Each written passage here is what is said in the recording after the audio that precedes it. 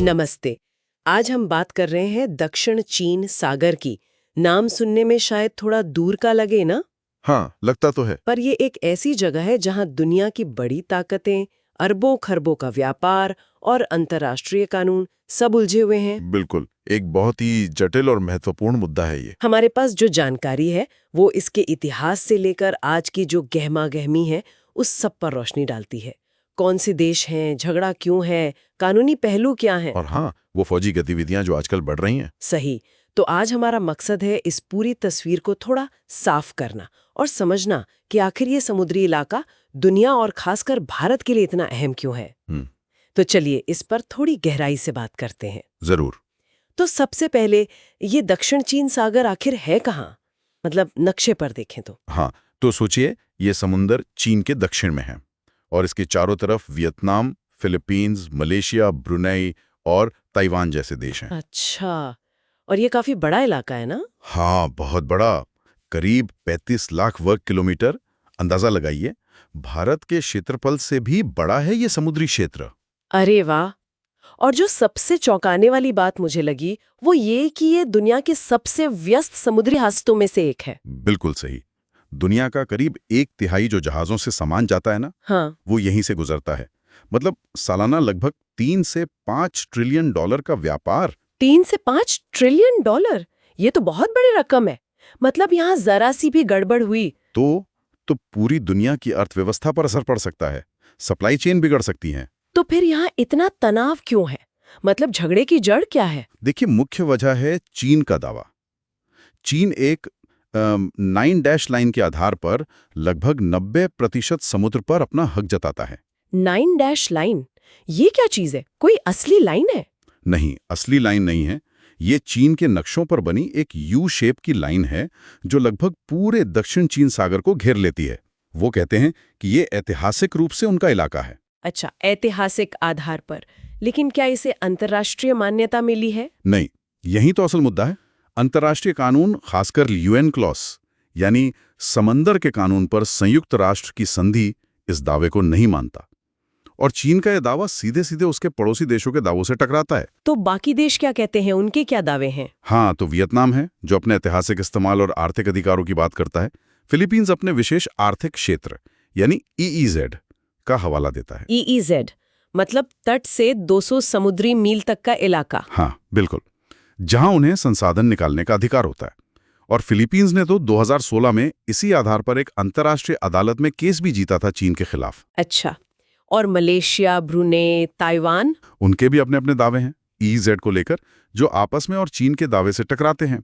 तो एक काफी उलझा हुआ मामला बन जाता है। आपने 2016 वाले केस का जिक्र किया, वो हेग की अदालत वाला था, है ना। हाँ, वो स्थायी मध्यस्थता न्यायालय यानी परमानेंट कोर्ट ऑफ आर्बिट्रेशन था। उनका फैसला बहुत साफ था। क्या कहा था उन्होंने। उन्होंने कहा कि चीन के जो ऐतिहासिक दावे हैं 9 डैश लाइन वाले, उनका कोई कानूनी आधार नहीं है। और चीन ने जो चट्टानों पर कृत्रिम द्वीप बना दिए हैं, हाँ, वो जो खबरें आती हैं, उनसे चीन को कोई समुद्री अधिकार नहीं मिलते।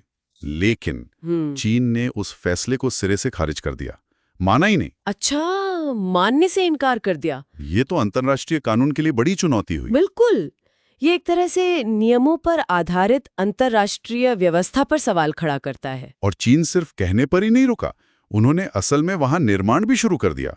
वो fiery cross reef, mischief reef जैसे नाम। एकदम, चीन ने वहां चट्टानों और छोटे टापुओं को बड़े बड़े कृत्रिम द्वीप में बदल दिया है। और सिर्फ द्वीप नहीं बनाए, तो फिर क्या किया। वहां पूरे फौजी अड्डे बना दिए हैं। हवाई पट्टियां, बंदरगाह, मिसाइल सिस्टम, बड़े बड़े रडार, सब तैनात कर दिया है। बाप रे, इससे तो पूरे इलाके की सुरक्षा का माहौल ही बदल गया होगा। जाहिर है, इससे क्षेत्रीय सुरक्षा को लेकर चिंताएं बहुत बढ़ गई हैं। पड़ोसी देश काफी असहज हैं। तो फिर बाकी दुनिया, खासकर बड़ी ताकतें, इस पर क्या कर रही हैं, हाथ पर हाथ धरे बैठी हैं। नहीं, ऐसा नहीं है। अमेरिका और उसके सहयोगी देश जैसे ऑस्ट्रेलिया, जापान, यूके, वो फ्रीडम ऑफ नेविगेशन ऑपरेशंस चलाते हैं, जिनको फोनॉप्स कहते हैं। फोनॉप्स, ये क्या होता है। आसान शब्दों में कहें तो वो जानबूझकर अपने जंगी जहाज इन विवादित समुद्री इलाकों से गुजारते हैं। अच्छा, ये दिखाने के लिए कि ये अंतर्राष्ट्रीय जल क्षेत्र है। हाँ, बिल्कुल, ये जताने के लिए कि यहाँ सभी देशों को आने जाने की आज़ादी है, जैसा कि अंतर्राष्ट्रीय कानून कहता है। और चीन के दावों को वो नहीं मानते हैं। और इस इलाके में सैन्य मौजूदगी कैसी है, मतलब कौन कौन से देश सक्रिय हैं? देखिए, चीन की नौसेना तो वहां सबसे बड़ी है ही, लेकिन अमेरिका की मौजूदगी भी बहुत अहम है। जापान, ऑस्ट्रेलिया, यूके भी नियमित रूप से गश्त करते हैं, अक्सर साथ मिलकर। और क्वाड का भी जिक्र आता है इसमें, भारत, अमेरिका, जापान, ऑस्ट्रेलिया। हाँ, क्वाड समूह भी इस पूरे क्षेत्र की गतिविधियों पर, खासकर चीन की बढ़ती ताकत पर करीबी नजर रखे हुए हैं।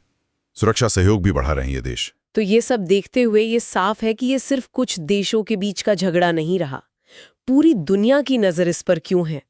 एक तो वो व्यापार वाला कारण हो गया। हाँ, व्यापार सबसे बड़ा कारण है। खरबों डॉलर का सामान वहां से गुजरता है। कोई भी लड़ाई हुई तो ग्लोबल सप्लाई चेन ठप हो जाएगी। और दूसरा आपने बताया अंतर्राष्ट्रीय कानून का सवाल है।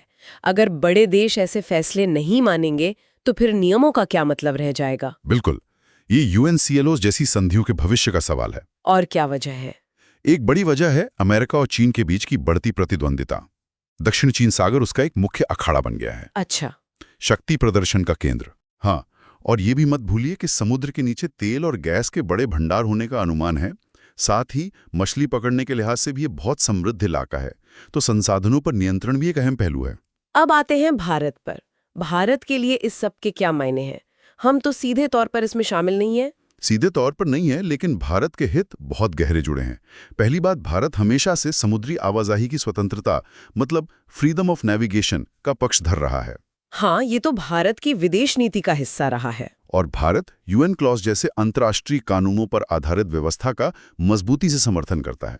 दूसरी बात, भारत का अपना व्यापार भी इस रास्ते से होता है। अच्छा, तो हमारे आर्थिक हित भी जुड़े हैं? बिल्कुल। और फिर है क्वाड की सदस्यता। भारतीय नौसेना क्वाड देशों के साथ मिलकर अभ्यास करती है, जैसे मालाबार अभ्यास। तो इंडो पैसिफिक क्षेत्र में शांति और स्थिरता बनाए रखना भारत के अपने रणनीतिक हितों के लिए भी बहुत जरूरी है। बात समझ में आई। तो कुल मिलाकर, जैसा हमारे स्रोतों से भी सामने आता है, ये दक्षिण चीन सागर का मामला सिर्फ एक क्षेत्रीय कहासुनी या सीमा विवाद जैसा नहीं है। नहीं, बिल्कुल नहीं। ये असल में ताकत, कानून के राज और दुनिया के सबसे अहम व्यापारिक रास्तों पर किसका नियंत्रण हो, इसकी एक वैश्विक खींचतान है। एकदम सही कहा। ये शक्ति संतुलन, अंतर्राष्ट्रीय नियम और खरबों के व्यापार का एक जटिल मिश्रण है। तो जाते जाते एक सवाल जो दिमाग में घूम रहा है। हाँ, पूछिए। जिस तरह से इस इलाके में देशों के बीच समीकरण बदल रहे हैं, नए नए गठबंधन बन रहे हैं और लगातार फौजी ताकत बढ़ाई जा रही है, इसका आने वाले सालों में अंतर्राष्ट्रीय समुद्री नियमों पर और दुनिया भर के व्यापार की स्थिरता पर क्या असर पड़ेगा, ये सोचने वाली बात है। बिल्कुल, ये एक बड़ा सवाल है जिसका जवाब भविष्य ही देगा। लेकिन ये तय है कि दक्षिण चीन सागर आने वाले लंबे समय तक वैश्विक राजनीति और अर्थव्यवस्था के केंद्र में बना रहेगा।